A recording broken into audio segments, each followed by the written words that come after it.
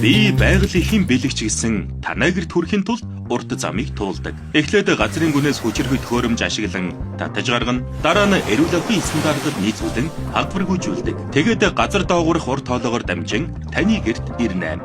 Энэ бүх үйл явцыг инженер мэрэгжилтнүүд тасралтгүй 24 цагаар хянаж ажилладаг. Цоргоо нээхэд цэвэр ус бэлэн байдаг нь ийм учиртай. Хариуцлагатай хэрэглэгч танд баярлалаа. Бараа бүтээгдэхүүний үнэнд үйлдвэрлэл, тээвэрлэл, үйл ажиллагааны бусад зардал, нэмэх нь ашиг шин гэдгийг та бүхэн мэднэ. Харин та бидэнд цоргоор урсан гэж байгаа бас ямар өчтэй.